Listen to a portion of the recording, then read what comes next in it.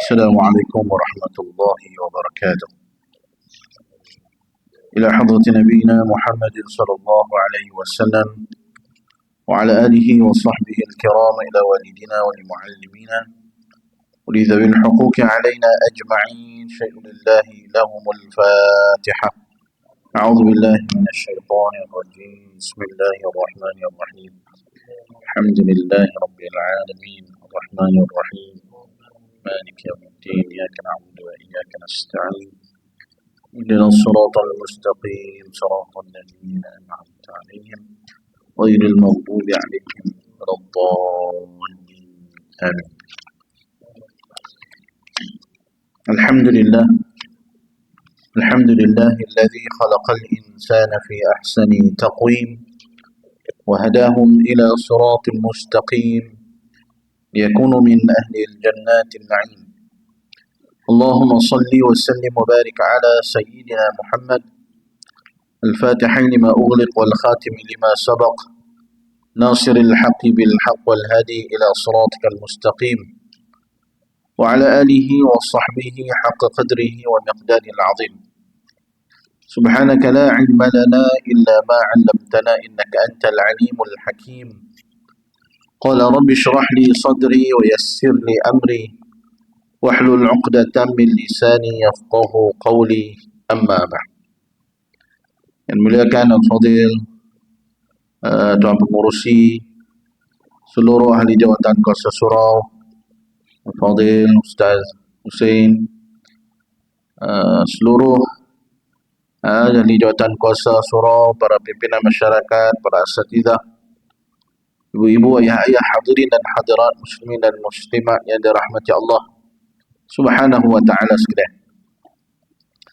Alhamdulillah, kita meninggikan rasa syukur kepada Allah Subhanahu wa ta'ala yang memberikan kepada kita kesempatan, ruang dan juga peluang untuk kita bertemu kembali pada malam ini untuk kita menyambung kembali perbincangan kita menggunakan kitab Idaman Penuntut pada menguraikan yang kusud yang dihimpun dan disusun oleh Tuan Guru Haji Abdul Ghani bin Haji Yahya rahimahullahu ta'ala.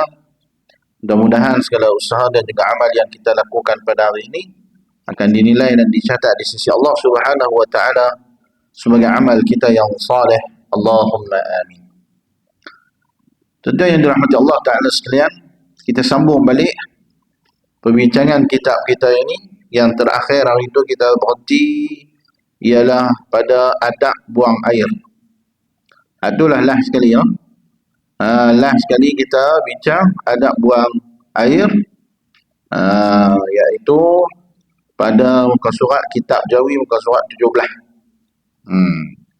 Kalau kitab Rumi 6. Oh, 6. Dan hari ini kita nak masuk, dah habis dah tentang pembahagian najis, air mutlak, air mutan najis, air musta'mal, bala semua tu. Kemudian yang tentang najis, cara suci najis, selesai dah.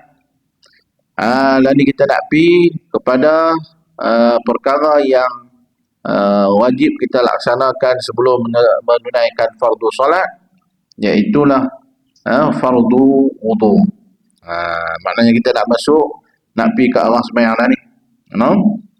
Dan pada hari ini kita nak masuk pada tajuk kita, bab kita ini berkaitan dengan fardu wudu.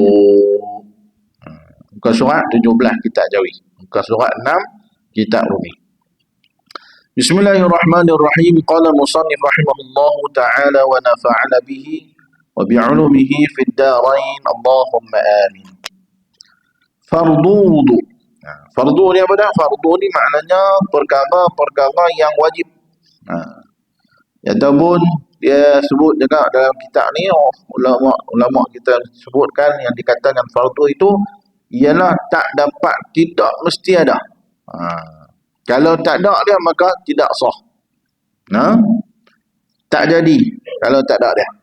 Maka itu nama dia fardu, perkara yang wajib. Fardu wudu atau rukun wudu. Boleh sebut fardu wuduk dan boleh juga disebut dengan rukun wuduk. Wuduk dia apa dia? Dalam kurungan dia kata ayat sembahyang. Ayat sembahyang. No? Ayat sembahyang. Jangan kita bila belajar bahasa Arab kita duk biasa guna air sembahyang, jadi kita pergi terjemah dia dalam bahasa Arab dengan ma as-solah. Kan? Ayat sembahyang. Ma as-solah. Ma us-solah. Ayat sembahyang. Jadi Arab berpening ma us-solah.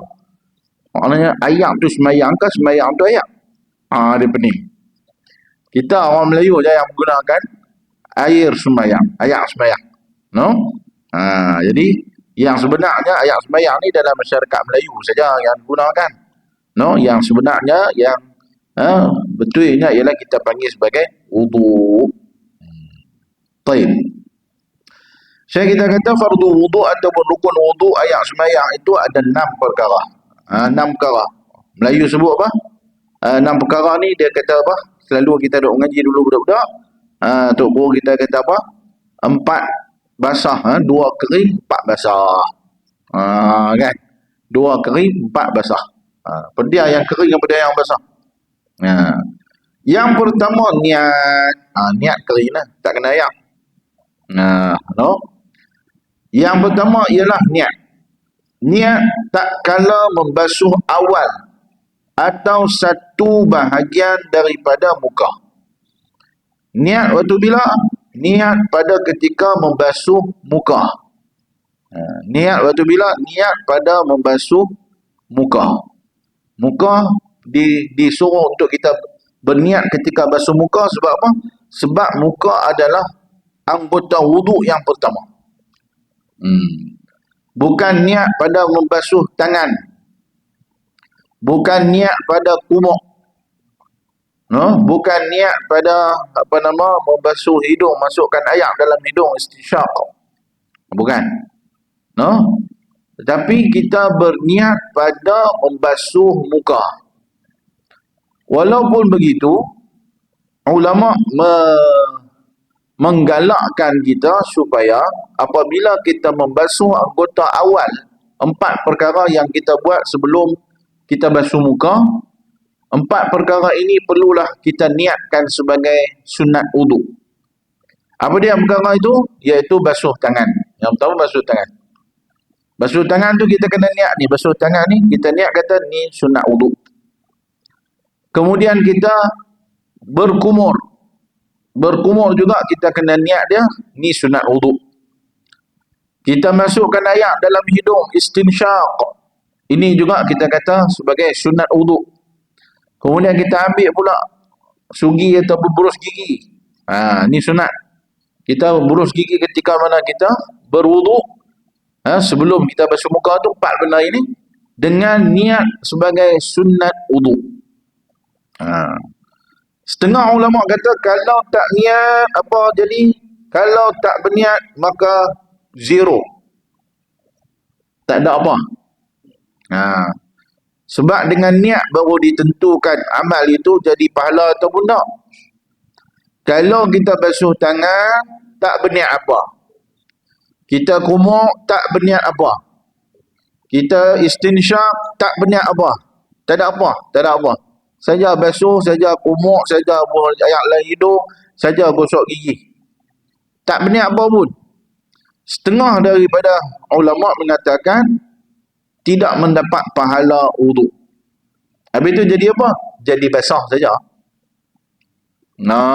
Pasal apa? Alasannya innamal a'malu binniyat. Nak buat amal apa pun kena dengan niat. So nak niat macam mana? Niat ketika basuh tangan ini sunat wuduk. Ketika kumuk ini sunat wuduk. Ketika beristinsyaq masuk air dalam hidung pun kita niat ini adalah sunat wuduk. Dan demikian juga ketika mana kita berkumuk, kita berburus gigi juga kita niat sebagai sunat wuduk. Maka lintasan-lintasan ini aku buat ni kerana sunat wuduk, maka dia jadi pahala. Kalau memang tak ada apa langsung, tak teringat apa langsung, maka dia hanya jadi basah. No, dia jadi basah. Okey. Sebab tu kita berniat ini adalah bermula daripada basuh muka. Niat ini ialah bermula daripada basuh muka. Kenapa? Kerana awal anggota yang wajib untuk kita ambil wuduk ialah basuh muka. Dan apabila kita berniat pada membasuh muka, maka setelah daripadanya tak perlu dah lah kita nak niat satu-satu. Kerana kita sudah masuk di dalam perbuatan wuduk. Sama seperti kita semayang, kita angkat takbiratul ihram, kita berniat semayang, bila baca Fatihah, niat lagi tak rukun semayang? Tak dah lah. Kan? Nak kena niat lagi tak? Ini rukun semayang. Rukuk, ini rukun semayang. Ada lagi tak? Jenuh nak niat. Satu. Jadi tak kena berniat dah. Sebab Sebab kita sudah masuk perbuatan semayang dengan kita angkat takbiratul ihram. Dengan kita bertakbir, takbiratul ihram. Maka ketika kita angkat tangan dan kita berniat, aku masuk semayang fardu zuhur, maka kita sudah masuk dalam semayang. Maka bermula daripada kita angkat tangan atau kita bertakbir itu, sambil kita berniat, maka sampailah kepada memberi salam, maka tidak perlu kita berniat apa-apa lagi. Kerana kita sudah masuk perbuatan semayang.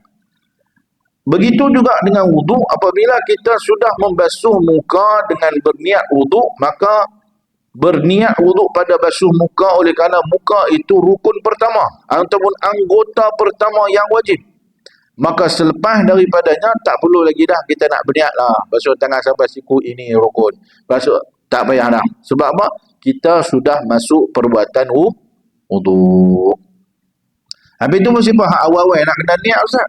Sebab nak jadikan, membezakan antara ibadat dengan adat. Kalau kita basuh tangan saja, awal-awal kita basuh tangan, kita tak berniat, sama tak macam kita basuh tangan ketika nak makan atau lepas makan? Sama kan? Jadi kita nak masuk, kadang-kadang kita main ke surau atau kita pergi ke masjid yang ada kolah tu, kita bukan kotak apa pun, kita saja bila kita dah jadi biasa adat Melayu kan, bila main ke masjid ada ataupun surau yang ada paip ke kat luar dia, ataupun ada kolah ayak, dia akan pergi, dia curah ayak kat kaki kan. Dia berniat tak berniat kan, dia tak berniat apa lah, nak berniat apa kan, dia basuh kaki, dia basuh tangan, tak berniat lah, pasal memang tak ada apa, bukan itu ada perbuatan ibadat apa, tak ada, saja basuh kaki, saja basuh tangan. Dia jadi biasa, itu nama dia adat. Jadi begitu juga ambil wuduk, kalau tidak berniat, tidak menjadikan dia, ini sunat wuduk, ini sunat wuduk, maka dia tak jadi sebagai sunat wuduk. Itu setengah ulama kata lah. Itu setengah ulama yang agak keras sikit. Yang agak keras sikit, bukan keras lah, yang straight sikit. Dia kata nak jadi ibadat kena berniat. Kalau dia ambil wuduk, ambil basuh tangan, tak berniat ini wuduk, kumuk tak berniat ini wuduk, maka nak jadi apa? Tak jadi apa? Itu setengah ulama yang dia teliti, yang cermat. Yang cermat. Supaya apa? Supaya tak mau apa yang kita buat tu jadi sia-sia. Jadi ulama yang teliti, cermat, dia suruh niat. Dia kata kena niat, ini sunat wuduk, ini sunat wuduk, ini sunat wuduk. Kita tahu kata ini wuduk, ini adalah sunat wuduk. Setengah daripada ulama dia ambil secara umum. Dia kata basuh tangan ni sebelum kita basuh muka tu untuk apa? Untuk wuduk lah. Kita kumuk sebelum basuh muka tu untuk apa? Untuk wuduk lah. Kita istinsyak, kita bersugi tu untuk apa? Ni semua ni adalah sunat wuduk lah. Tahu tak sunat wuduk? Tahu. Maka ulama kata kalau tak berniat pun tahu kata itu sunat wuduk, maka tahulah itu adalah sebagai sunat wuduk. Tak berniat pun dikira sebagai sunat wuduk juga. Jadi maknanya boleh tak boleh nak berniat? Boleh. Bagus kalau berniat. Kalau tak berniat boleh tak Ustaz? Guna hak pandangan yang kedua, hak longgar sikit tu. Kan? Tapi yang bagusnya ialah kita berniat. Kerana apa? Sandaran ulama terhadap berniat itu adalah lebih kuat dengan dalilnya berbanding dengan apa yang kedua, iaitu tidak perlu berniat kerana sudah dimaklumi. Begitu. No? Nampak? Jadi dalam beribadat ni kadang-kadang ada ulama dia cermat, dia teliti. Ada sebagian ulama dia kata kita faham, tapi bukan semua orang faham. Ataupun bukan semua orang reti. Jadi dia kata kalau dia dah tahu kata itu sunat wuduk pun sudah memadai, maka dia termasuk dalam sunat wuduk. Tak nampak macam kalau yang kedua tu nampak macam ringan lah sikit. Jadi kita pun rasa lega. Maknanya selama ni tak pernah niat pun Ustaz. Kan? Banyak-banyak hidup tak pernah niat pun masa basuh tangan kumuk tak pernah pun Ustaz. Tapi guna hak pandangan kedua ni rasa lega lah sikit. No? Kalau tidak dia jadi macam saja-saja. Okey. Betul, lepas ni dah tahu dah mengaji lah. Siapa suruh main mengaji? Kan? Bila dah mengaji kita dah tahu, maka ketika wuduk nanti, ketika basuh tangan, berkumuk, kita istinsyak, kita bersugi, maka kita berniat dengan niat kita ini sunat wuduk. Tak payah pun. No? Ketika kita basuh tangan tu kita mengetahui, kita tahu tak, ni sunat wuduk. Itulah yang disebut oleh para alim ulama kita. Baik. Fardu wudu 6 perkara. Yang pertama niat. Bila niat tak kala membasuh awal basuhan. Awal basuhan. Atau satu bahagian daripada muka. Ketika air tu kena pada awal muka ataupun sebahagian daripada muka. Yakni disertakan dengan niat. Mesti kena letak air tu kena bersama dengan niat. Bersama dengan niat. Sama ada pada awal ni kita basuh muka daripada dagu ke rambut kan ataupun daripada rambut ke dagu. Basuh muka selalu tuan-tuan basuh dari atas ke bawah ke atas. Atas ke bawah lah. Kalau bawah ke atas ni macam pelik tak pernah jumpa lagi lah. No, dia ambil wuduk daripada bawah. Tekuk ke muka. Tu tak pernah jumpa lagi lah lagu tu. No? Biasanya kita ni basuh muka ni daripada atas turun ke bawah lah. Jadi bila kena saja satu bahagian daripada anggota muka dengan niat aku berwuduk. Aku berwuduk ataupun ini wuduk. Maka kita ambil wuduk itu tang mana yang kena pada sebahagian daripada muka, itulah bermulanya wuduk ataupun bermulanya wuduk kita. Kadang-kadang kita ambil wuduk kena dah muka sampai ke hidung tak niat lagi, mai dekat mulut baru berniat dah hati. Jadi maknanya kalau kita awal daripada ambil ayat tu daripada atas muka ni, kena ke betul-betul atas ni kita dah berniat, maka start daripada atas ni sampai ke bawah sudah dikira wuduk yang sempurna. Tapi kalau kita letak ayat ni tak niat lagi, mai dekat mulut baru kita baru teringat nak niat. Jadi makna atas ni jadi tak lagi? Kita faham tak ni? Kita basuh muka, ambil muka ayat, basuh muka, basuh daripada atas ni, daripada ubur-ubur ni. Kita basuh berserta dengan niat. Kita niat aku berwuduk kerana Allah.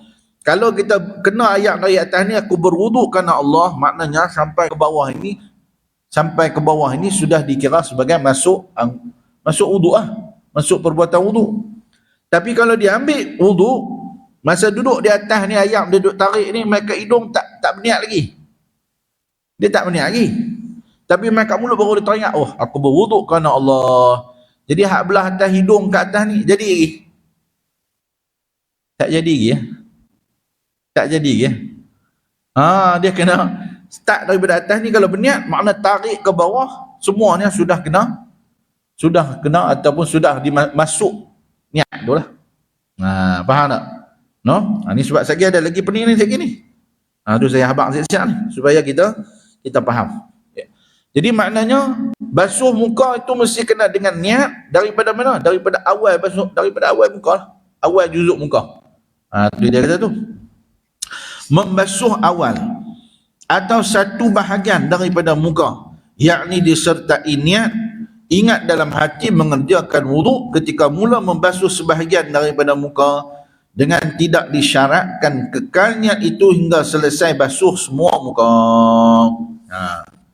Kalau dia dah niat atas ni, tak perlulah daripada atas berniat, hidung berniat, tak perlu. Bila dia dah berniat di atas ni, maka dia dah masuk wuduk. Dia bila dia dah berniat kena ayat atas ni, maknanya dia sudah berniat dan dah masuk wuduk. No? Biasanya kita buat lagu tu lah. Maknanya daripada awal basuh muka tu kita dah berniat. Jarang orang basuh muka dulu baru berniat. Jarang lah lagu tu. Maksudnya kita memang duk belajar dari kecil, berniat ketika membasuh muka. Awal-awal kena ayat tu kita sudah berniat. No? Baik. Dengan tidak disyaratkan kekal niat itu sehingga selesai basuh muka semua. Tak perlulah sampai ke sini kita nak kena berniat. Atas ni dah berniat, sudah. Tapi kalau daripada atas sampai ke sini baru nak berniat, atas ni tak berniat lagi, bawah ni baru nak mula niat, maka tak sempurna lagi lah atas. Maka dia kena tarik lagi ayat. So dia mula niat di sini, maknanya dia basuh dari sini, dia kena tarik lagi muka ni, kena tarik lagi ayat ni atas pula supaya jadi sempurna. Jaranglah orang buat lagu tu, no? Saya cerita ni, kalau kita ni niat kita terlupa, dah sampai ke hidung baru nak berniat, atau dah sampai ke dagu baru nak sampai ke dagu lah baru kita nak berniat. Biasanya kita berniat daripada awal-awal kenal lagi lah. Tetapi jangan dipotong atau diputuskan dengan niat perkara lain sehingga selesai basuh kedua kaki. Bila kita dah mula niat basuh kepala, basuh muka itu dah berniat wudu, maka tak mau bila di pertengahan jalan ketika kita dah basuh tangan sampai siku, kita basuh muka, lepas tu kita niat benda lain pula. Kita niat benda lain pula, no? Atau kita niat apa?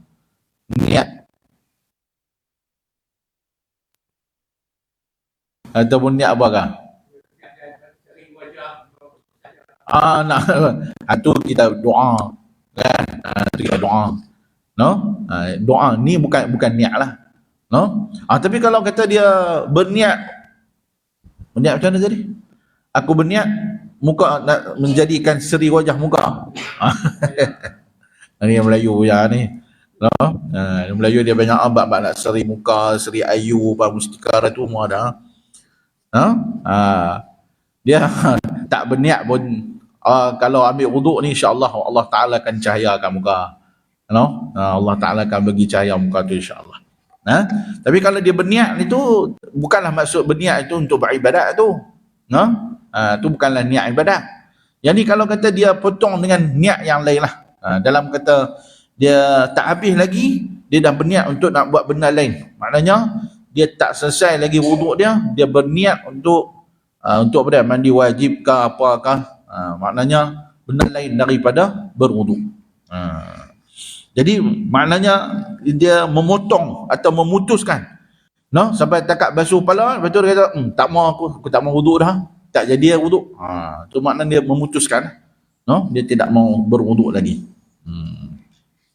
Jadi dia kena berwuduk, berniat daripada awal sekali itu saja sehinggalah ke basuh kaki selesai. No? Dari itu tidak memadai, tak padan, tak cukup, tak sah lah, no? Jika dilakukan niat lebih dahulu daripada muka, umpama berniat ketika membasuh tapak tangan. Kalau berniat ketika membasuh tapak tangan, awal-awal tadi ni, atau ketika berkumuk, atau ketika menyedut air ke dalam hidung, kemudian terputus niat itu, maknanya masa basuh tangan dia berniat wuduk, masa kumuk berniat wuduk, masa istinsyak niat wuduk, lepas tu takat tu saja, mai kat muka dia diteruskan saja, dia tak berniat pun, maka tidak memadai. Kerana apa? Kerana awal-awal tempat niat itu ialah muka, kerana muka adalah anggota wuduk yang pertama.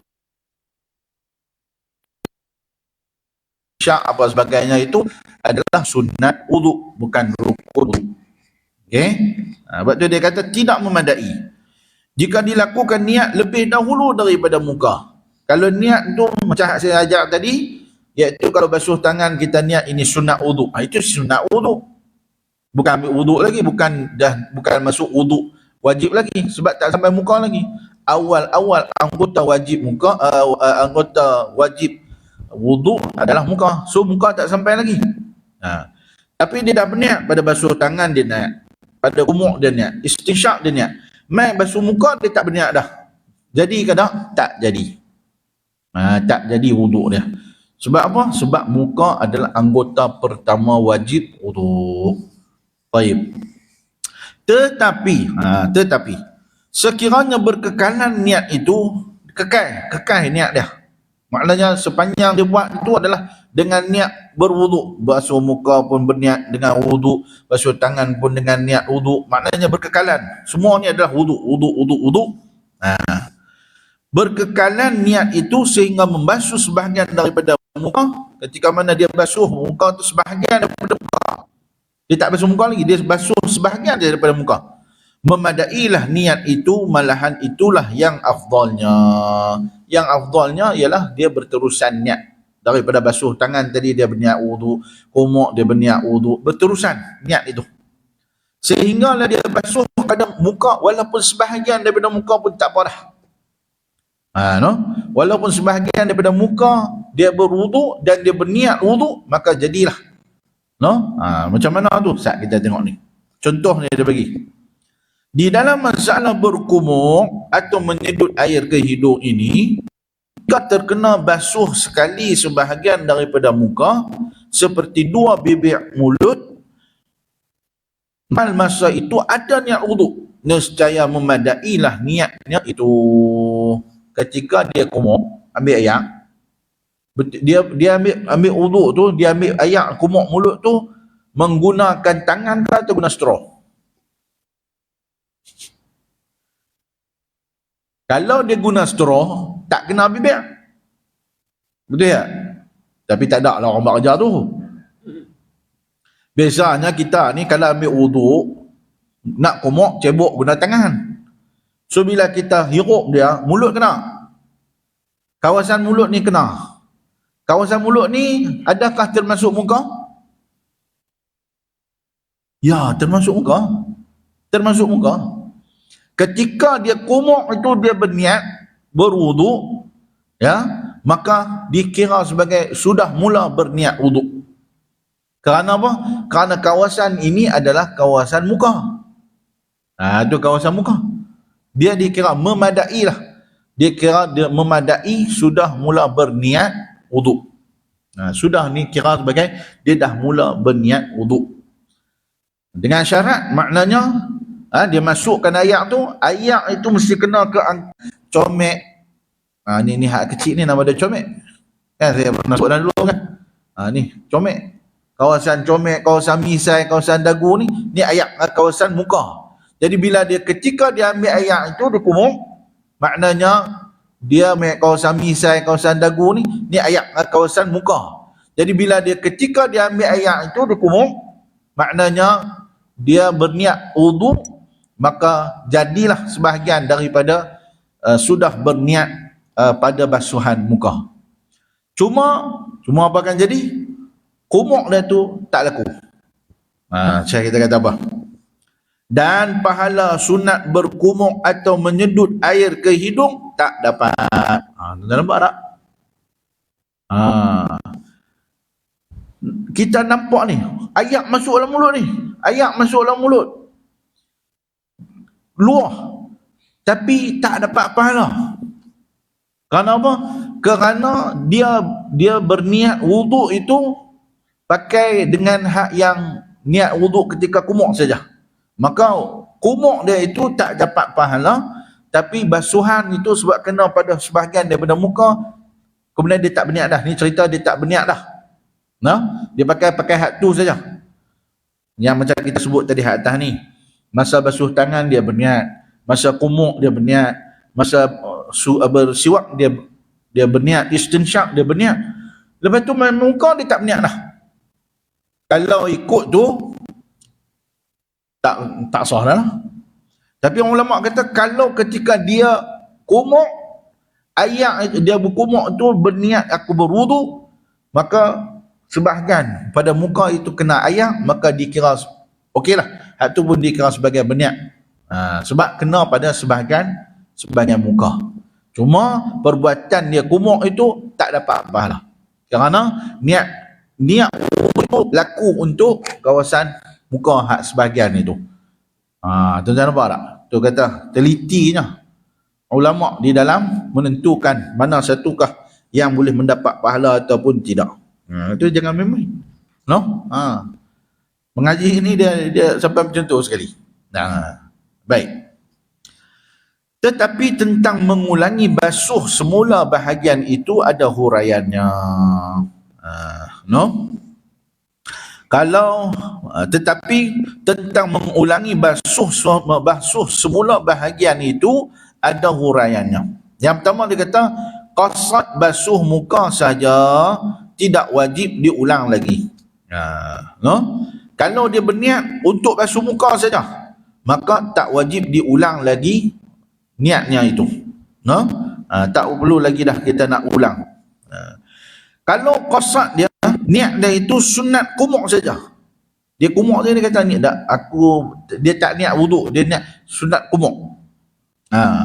Atau qasad dia sunat kumuk serta basuh muka. Atau mutlak, yang mana dia kata dia tidak qasadkan sunat ataupun tidak qasadkan basuh muka, maka hukumnya wajib diulang basuh bahagian itu. Macam mana ni tuan-tuan? Kalau dia qasad untuk basuh muka saja, tak perlu nak ulang balik dah basuhan muka tu, sebab dah dikira dah basuh muka dah. Tapi kalau dia qasad dia untuk kumuk saja, dia qasad dia untuk kumuk saja, ataupun dia qasad secara mutlak, tidak qasad sunat ataupun tidak berniat basuh muka, maka dia kena ulang balik bahagian yang dia berniat itu saja, untuk hak tu saja. No? Macam hak yang tadi tuan-tuan saya sebut tadi, kalau dia berniat untuk kumuk saja, dia tak berniat untuk wuduk, maka walaupun kena ayam, maka dia ni aku niat kumuk saja, bukan dia niat wuduk, dia niat kumuk saja, maka kumuk sajalah, dia tak jadilah basuh muka. Yang tadi ni dia berniat ni berwuduk, aku berwuduk, walaupun dia kumuk mulut tapi kena sebahagian daripada muka, maka sebahagian daripada muka itu dah dikira sebagai berniat pada basuhan muka. Maka perlu tak dia ulang basuh kawasan ini? Tak perlu, dia basuh daripada hak atas sajalah. Tapi mana ada orang buat macam tu kan? Ni ulama dia bincang sampai macam tu. No? Sebab kalau kita ambil takat ni saja, dia jadi takat ni sajalah yang berwuduk. Hak atas ni tak lagi lah, pasal kita kumuk kot mulut, dia tak kumuk kot dahi. No? Kita kumuk ni di mulut. Faham tak tuan? Ni sajalah Syekh kita dia bagi huraian dia agak ni sikit lah, detail lah sikit. Jadi cerita dia maknanya, dia Syekh kita nak cerita apa ni? Cerita kalau kita berniat berwuduk pada anggota yang sunat, tapi kalau kena pada sebahagian daripada basuhan muka, maka dia dikira sebagai dah mula berniat.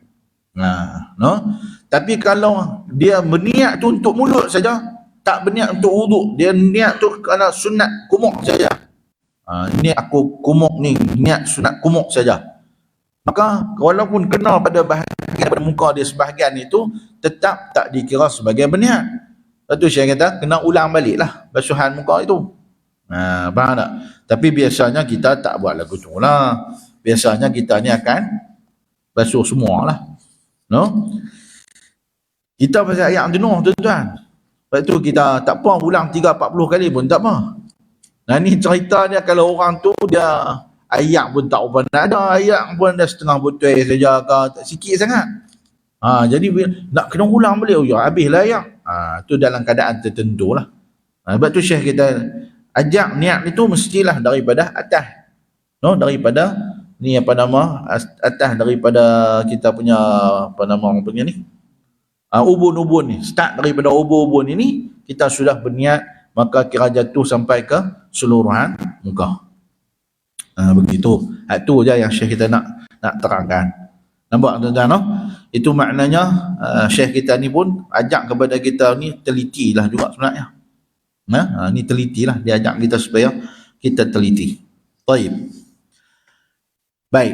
Lafaz niat wudu. Apa lafaz niat wudu? Lafaz niat wudu dalam bahasa Arab. Ni nama dia lafaz. No? Lafaz niat wudu, bukan niat lagi. Niat ni berdua dalam hati. Hak mulut ni nama dia lafaz, melafazkan. Dalam bahasa Arab, nawaitul wudu, artinya sahaja aku mengambil air sembahyang, atau nawaitu fardal wudu, sahaja aku mengerjakan fardu air sembahyang. No, fardu. Tadi wudu saya, ni fardu wudu. Boleh juga kita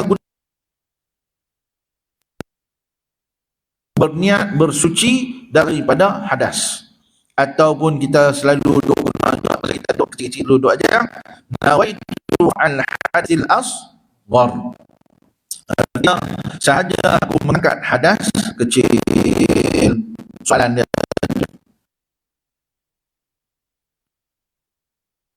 yang paling bagus,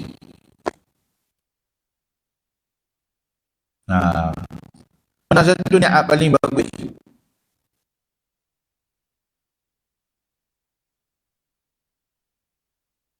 Mana satukah niat yang paling bagus?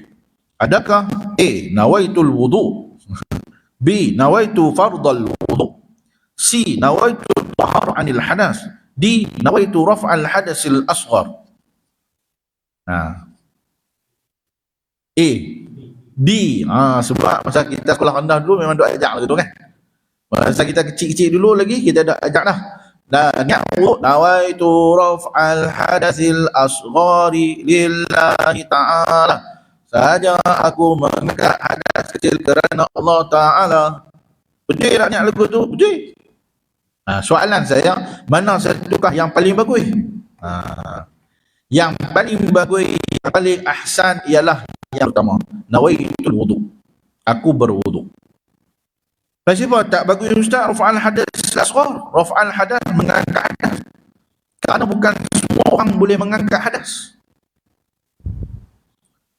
Kerana bukan semua orang berwudu mengangkat hadas, terangkat hadasnya, bukan semua orang. Kerana ada orang yang berwudu tetapi tidak terangkat hadasnya. Macam mana ni? Seperti orang yang kena penyakit kencing tak tuih, atau orang kitab dia panggil apa? Salisal baul, kencing yang tidak, kita orang kena panggil tak tuih, no? Kencing tak apa? Tak lawas. Dia sentiasa menitik. Rosak dah. Kan? Dia sentiasa keluar. Najis dia sentiasa keluar. Macam mana dia nak angkat hadas? Sedangkan dia tidak mengangkat hadas. Hadas dia sentiasa ada. Kan? Jadi bila dia angkat wudu pun, dia angkat hadas, rafa'al hadas pun tak jadi rafa'al hadas. Sebab lepas dia basuh muka, sekali duk tap lagi. No? Lepas dia basuh tangan, tap lagi, duk keluar lagi. Dia tak berhenti. Sebab dia salisal baul. Dia loose. Lepas tu nak mengangkat hadas macam mana? Tak terangkat hadas dia. Sebab tu ulama kata yang paling bagus niat ialah aku berwudu, nawaitul wudu, aku berwudu.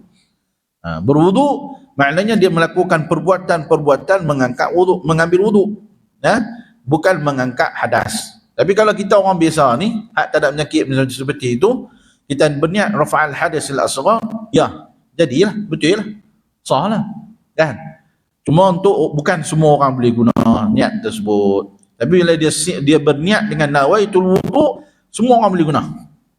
Hak yang menyakit salisul baul pun boleh. Orang hak menyakit apa sekalipun, salisul rih sekalipun, dia kerja duk kentut tak berhenti pun boleh juga. Jadi orang hak yang macam ni tuan-tuan, orang macam ni dia ni kira sebagai orang yang darurah, orang yang dalam keadaan darurat, dia kena berwudu, ada syarat-syarat dia. Mesti yang pertama sekali lepas azan masuk waktu. Sebelum masuk waktu dia tak boleh ambil wudu. Dia nak sembahyang zuhur, dia kena tunggu masuk zuhur baru dia boleh ambil wudu. Tu pun kenalah dengan cara bersihkan dulu, kemudian kena palam sat dulu, bubuh lah apa bagi tak keluar. Lepas tu baru boleh ambil wudu. Kemudiannya Wuduk dia itu hanya untuk fardu dia saja. Dia adalah dia punya apa nama? Hak dia lah. No? Macam orang tayamum lah. No? Macam tayamum. Baik. Jadi yang saya sebut tadi tuan-tuan, ni semua ni niat wuduk ni betul ni, tak ada satu yang bersalah, semua betul. Saya tanya tadi mana satu hak paling bagus? Yang paling bagus ialah yang pertama, kerana semua orang boleh guna. Kerana ada juga orang yang mengangkat hadas tapi tak terangkat hadasnya. Jadi macam mana dia nak angkat hadas? No? Seperti orang yang salbun tadi itu, iaitu orang yang daimul hadas. Baik. Okey. Yang kedua daripada rukun wuduk kita ni, iaitu membasuh muka keseluruhannya, daripada atas dimulai dari kaki rambut, dia panggil kaki rambut ni lah, hingga ke bawah dagu, dan lebarnya dari anak telinga kiri hingga ke anak telinga kanan. Kalau telinga kanan bagi telinga kiri sama tak? Sama lah kan. No, sama saja. Jika ada bulu di atas muka, jika ada bulu atas muka, ni kawasan muka. Bulu atas muka apa dia? Janggut, jambang, segmen, misai, comek dan sebagainya. No? Jika ada bulu di atas muka, sama ada jarang atau lebat, wajib diratakan air atasnya dan pada kulit yang di dalamnya.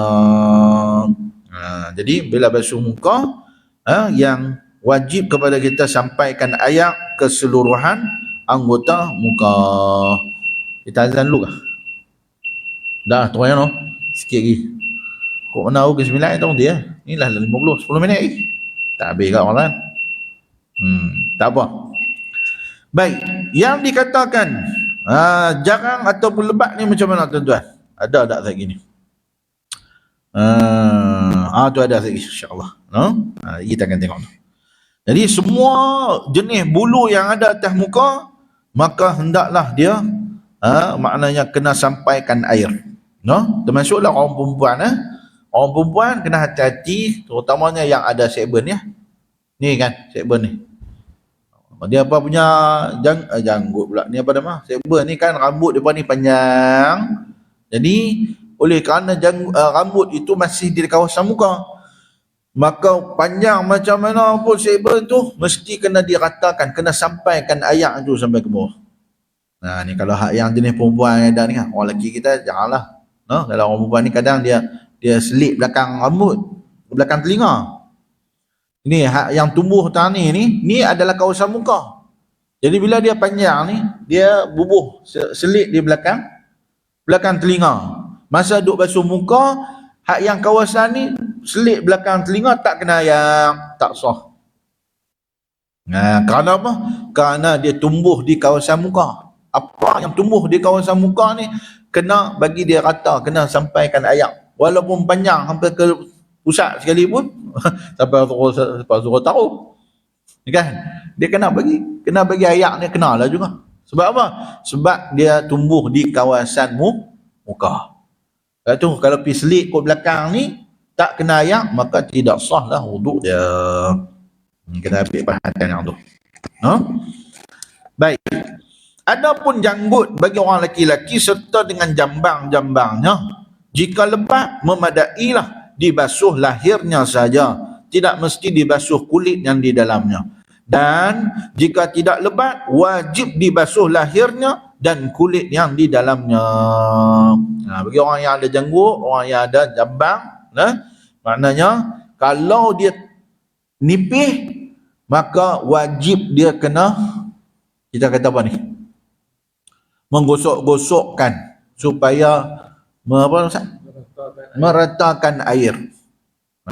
Kena bukan garu, kita kena bagi air kena kulit. Kalau kita ada jambang ataupun yang nipih apa yang nak kira nipih ke tebal ni macam mana, kita tengok ni. Yang dikatakan janggut tebal yang dikatakan janggut tebal itu ialah janggut yang tidak nampak kulitnya dipandang dari hadapan. Kawan-kawan kita yang jenis tebal tu, kita pergi duduk dekat dia pun kita tak nampak kulit. Itu terbaik. Tapi kalau kita pergi duduk dekat dia pun kita nampaklah kulit dia macam saya ni, nampak kan, walaupun ada janggut tapi nampak kulit. Dia maknanya tak tebal. Tu beza antara tebal dengan tak tebal. Bila duduk depan muka kita boleh tengok ada nampak tak kulit. Kalau nampak maknanya jarang. So orang yang jarang maka wajib dia menyampaikan ayat kepada kulit. Maknanya kena ni lah, selat-selat lah. No? Tapi kalau macam kawan-kawan kita yang jenis hak jambang tebal-tebal tu, kita tengok duduk dekat pun tak nampak kulit dia. Yang tu depa ni sunat saja. Depa sunat. Kita hak nipis-nipis ni wajib. Tu beza dah. Kalau depa hak tebal tu depa ni macam Arab tuan-tuan. Arab tebal-tebal tu, hak tu depa tu sunat. Sunat untuk depa bagi ayak masuk.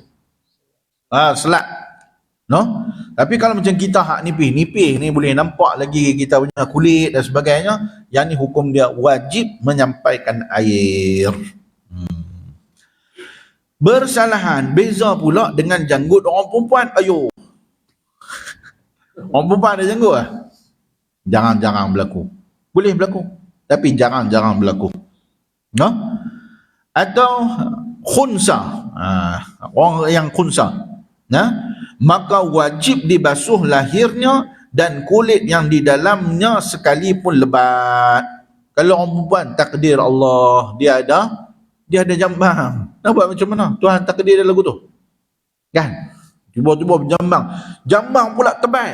Kalau kita orang lelaki, kalau tebal, tak nampak dia punya kulit, maka sunat saja. Kalau dia tebal, sunat. Kalau dia nipis, wajib. Orang perempuan, takdir Allah, dia ada janggut yang tebal, maka wajib kepada dia untuk menyampaikan ayat. Tak jadi sunat lah. No, kalau orang lelaki jadi sunat. Kalau orang perempuan, takdir Allah, dia ada jadi tebal lagu tu, dia wajib. Kerana apa? Kerana jarang berlaku. Kan? Ada kan? Dia mencari lah sikit kan. An-nadir kal ma'dum. Benda yang jarang ada ni, benda yang jarang-jarang ni dia dikira sebagai macam tak ada. No? Tapi ada orang yang jenis misai, orang perempuan ada. Kan? Tuan tengok ni di ayat hitam. Ayat hitam di belah Jitra tu. Dia duk menega karipap ke apa ke goreng pisang ke apa ke tepi jalan. Tuan cari tengok ni dalam TikTok lah. No? Dia punya akaun dia Kak Misai. Kita boleh tengok memang misai dia terbaik. Macam saya kan. Misai dia. Tapi dia relax ya, dia duk menega cok pisang lepas tepi jalan relax ya. No? Orang duk melawak dengan dia kata kat dia macam-macam apa, dia relax ya. No? Maknanya dia bersyukur dengan apa Tuhan bagi kat dia. No, kalau kita mampu ya. Tapi dia ada lah maknanya kalau nak tengok keajaiban dunia tak ada lah satu. No? Lagi kata saya duk promote dia pula dah. Kalau nak tengok lah kan. Tu Kak Misai, cari dia tengok. Tapi kena ada TikTok lah. No? Kalau tak ada TikTok, pinjah anak. Baik. Bersalahan dengan janggut orang perempuan atau khunsa, maka wajib dibasuh lahirnya dan kulit yang di dalamnya sekalipun lebat. Kerana jarang berlaku orang perempuan berjanggut. Dari itu tidak sama hukumnya. Sebab itu hukum dia berbeza. Sebab dia jarang sangat berlaku. No? Dan dengan sebab itu orang perempuan dan khunsa sunat membuangnya dengan dicukur atau sebagainya. Tak cukur pun bubuh lah. Ubat ke apa-apa bagi dia luruh dan sebagainya. Sunat lah. Sunat bagi mereka. Selain daripada membasuh muka, bagaimana hadnya yang tersebut di atas itu, hendaklah dibasuh naik sedikit ke atas kepala dan basuh ke bawah sedikit daripada dagu hingga ke halqum. Ni sunat. Jangan betul-betul lurus benda sangat, basuh muka betul-betul ni. Mana ada orang mak ajar tu. Betul-betul kok border dah. Betul-betul lah. Ayat pun dekat ni lah. Tu dia. Ambil lah bagi lebih sikit. Kan? Basuh muka tu daripada atas, daripada ubun kita ni. Bawah lebih daripada dagu kita ni. Tambah kalau hak yang ada double chin apa macam saya ni. No, kena bagi ayak tu lebih lah sikit. Janganlah bagi lurus bendui sangat betul-betul kat border. Ayo, no, tak ada orang jaga tu lah. Cuma Syekh kita kata supaya kita kalau basuh had dia lebih daripada had yang sepatutnya. Sunat 4 pahala. Dan basuh ke bawah sedikit daripada dagu hingga ke halqum dan sebahagian daripada 2 telinga. Baik, telinga ni pun bagi kena ayak. No? Jangan betul-betul anak telinga ni saja, hak kecil ni saja. Dia bagilah ke telinga tu kena sama. No? Dan di bawah pertemuan 2 tulang dagu. Ni bawah tulang dagu kita ni. Kerana tidak sempurna wajib, ma la yatimul wajib illa bihi fahuwa wajib. No, tidak sempurna wajib melainkan dengan diluaskan lebih sedikit. No? Maka betul-betul ni mungkin tak sempurna, maka kita kena lebihkan. Lebih itu baru jadi sempurna. Jadi lebihan itu pun hukumnya wajib. Kalau takat ni dah tak mungkin tak sempurna kewajipan berwudu, kena lebihkan, maka lebihkan itu juga menjadi hukumnya wajib. Jadi kena bagi lebih no? Jaranglah kita tak bagi lebih, biasanya kita bagi lebih lah. No?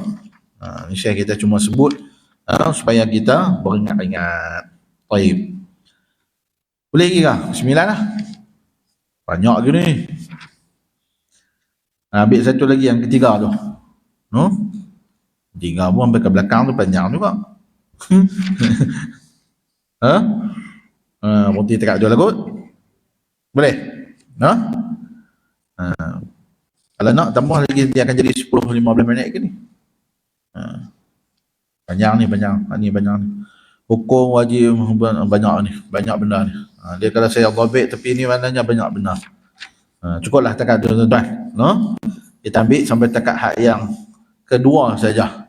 Iaitu yang pertama kita berniat, yang kedua kita membasuh muka keseluruhan.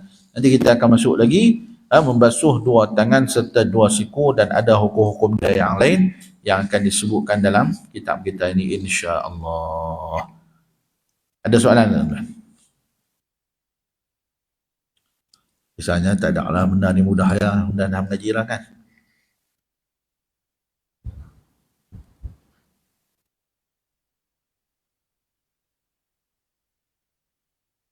Tak ada, no? Okey, tak ada, kita jumpa pula nanti bulan depan, no? Biar kan? Ni pun dah berapa dah, bulan depan lah, insyaAllah kita jumpa pula. Kita sambung lagi pada pertemuan akan datang insyaAllah. Wallahu subhanahu wa ta'ala a'lam. Al-Fatihah. A'udhu billahi minasyaitanir rajim. Bismillahirrahmanirrahim. Alhamdulillah Ar-Rahmanir Rahim. Maliki yaumiddin. Iyyaka na'budu wa iyyaka nasta'in. Ihdinas siratal mustaqim. صراط الذين أنعمت عليهم غير المغضوب عليهم ولا الضالين. آمين. بسم الله الرحمن الرحيم. الحمد لله رب العالمين والصلاة والسلام على رسول الله الأمين وعلى آله وصحبه أجمعين. اللهم انفعنا بما علمتنا وعلمنا ما ينفعنا وزدنا علما. اللهم ارزقنا فهم النبيين وحفظ المرسلين وإلهام الملائكة المقربين واهدنا إلى صراطك المستقيم. اللهم نور قلوبنا بنور هدايتك كما نورت الأرض بنور شمسك أبدا أبدا يا أرحم الراحمين. ربنا آتنا في الدنيا حسنة وفي الآخرة حسنة وقنا عذاب النار. وصلى الله على سيدنا محمد وعلى آله وصحبه أجمعين. والحمد لله رب العالمين. سبحانك اللهم وبحمدك نشهد أن لا إله إلا أنت نستغفرك ونتوب إليك. بسم الله الرحمن الرحيم. والعصر إن الإنسان لفي خسر إلا الذين آمنوا بالصالحات وتواصوا بالحق وتواصوا بالصبر. صدق الله العظيم. أقول قولي هذا أستغفر الله العظيم لي ولكم. السلام عليكم ورحمة الله وبركاته.